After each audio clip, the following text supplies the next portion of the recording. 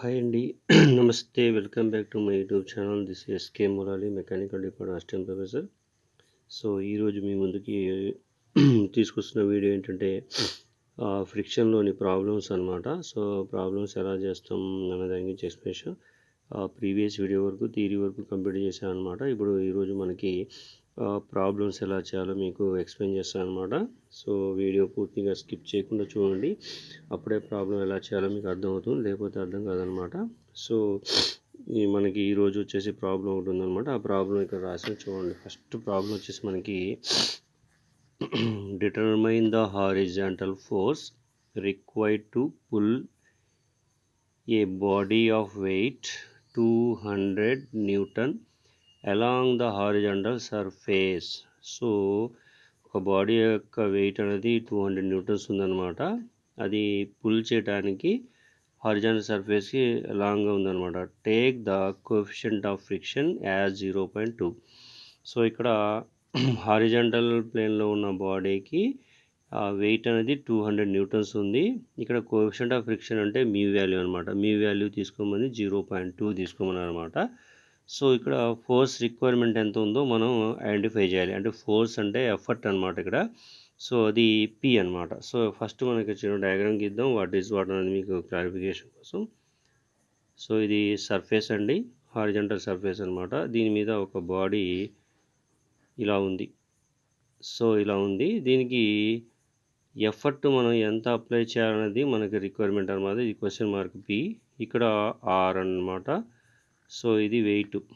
ఇక్కడ డబ్ల్యూ అనేది వాల్యూ ఏదైతే ఉందో అది వెయిట్ 200 Newtons. 200 Newtons. ఇక్కడ ఆర్ అనేది నార్మల్ రియాక్షన్. ఓకే. సో దీనికి ఆపోజిట్లో సో ఎఫర్ట్ వెళ్తుంటే F is equal to mu are.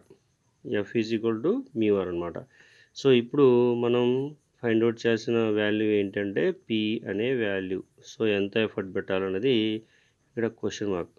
ఓకేనా. సో ఇక్కడ మనకి ఇచ్చిన గివెన్ డేటాలో ఫస్ట్ ఏమి ఇచ్చాడంటే వెయిట్ ఆఫ్ ద బాడీ. ఇంకా చూడండి, ఇది బాడీ వెయిట్ అనమాట. అంటే వెయిట్ ఆఫ్ ద బాడీ అంటే ఇక్కడ సొల్యూషన్ లేదా ఆన్సర్లో W is equal to 200 Newtons. అలాగే కోఎఫిషియంట్ ఆఫ్ ఫ్రిక్షన్ తీసుకోమన్నాడు. కోఎఫిషియంట్ ఆఫ్ ఫ్రిక్షన్ వచ్చేసి మనం ఇండికేషన్ చేసే లెటర్ ఏంటంటే mu. Mu is equal to 0.2. దీనికి యూనిట్స్ ఉండవు అనమాట. సో ఇప్పుడు మనకు కావాల్సిన వాల్యూ పి అంటే హారిజాంటల్ ఫోర్స్ రిక్వైర్డ్. ఇక్కడ నుంచి ఎంతవరకు మనం ఫోర్స్ అప్లై చేస్తున్నాం అనేది ఎఫర్ట్ పెడుతున్నది కావాలి. సో ఇక్కడ P is equal to how much. Okay.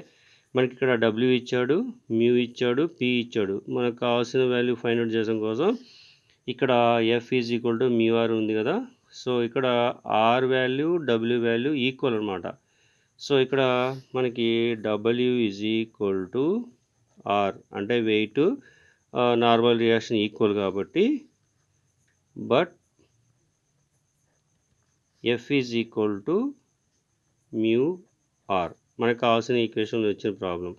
So ఇక్కడ ఏంటి పి ఈజ్ ఈక్వల్ టు ఇక్కడ ఎఫ్ కాస్త కూడా మళ్ళీ P is equal to F value. ఇక్కడ చూడండి, ఇక్కడ ఎఫ్ ఉంది కదా, ఇది పి సేమ్ ఇటు ఇటు వెళ్తుంది, ఇటు వస్తుంది అనమాట. సో దానికోసం F is equal to mu R. So కానీ ఎఫ్ అంటే ఏంటి మ్యూ ఆర్. సో ఇక్కడ ఇచ్చిన వాల్యూ మనకి ఏముంది.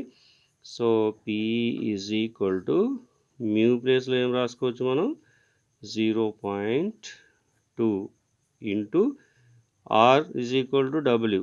సో డబ్ల్యూ వాల్యూ ఎంత ఉంది 200 Newtons. సో ఇప్పుడు మనకి పి వాల్యూ క్యాలిక్యులేట్ చేయాలి. క్యాలిక్యులేట్ చేస్తే మనకి ఎంత వస్తుందో ఆన్సర్ చూద్దాం.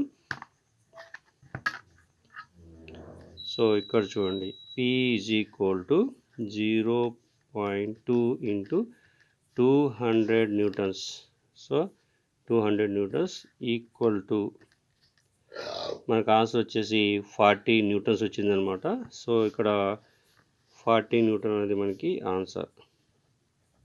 సో ఇంత ఎఫర్ట్ అనేది మనం దీనికి పెట్టాలన్నమాట. ఒక హారిజాంటల్ ప్లేన్లో ఈ వాల్యూ మనం ఎఫర్ట్ పెట్టాలి. సో ఇది మూవ్ అవ్వటానికి ఇది మనకి ఈ క్వశ్చన్కి ఆన్సర్ అనమాట. సో ఇది మేబీ 2 మార్క్స్ క్వశ్చన్ కింద రావచ్చు, ఒకవేళ 6 మార్క్స్ క్వశ్చన్ కింద రావచ్చు అనమాట.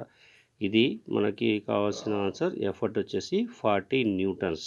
ఓకే, సో యూనిట్స్ కంపల్సరీ పెట్టాలన్నమాట. ఓకే, సో నెక్స్ట్ ప్రాబ్లంతో మళ్ళీ ఇంకో వీడియోతో మీ ముందుకు వస్తాను. Thank you for watching this video. ఈ వీడియో కానీ మీకు నచ్చినట్టయితే లైక్ చేయండి, కామెంట్ చేయండి, నా యూట్యూబ్ ఛానల్ సబ్స్క్రైబ్ చేయండి. ఇటువంటి నోటిఫికేషన్ రావాలంటే మీకు సబ్స్క్రైబ్ చేయండి. ఓకే అండి, థ్యాంక్ యూ, ఉంటాను, బాయ్.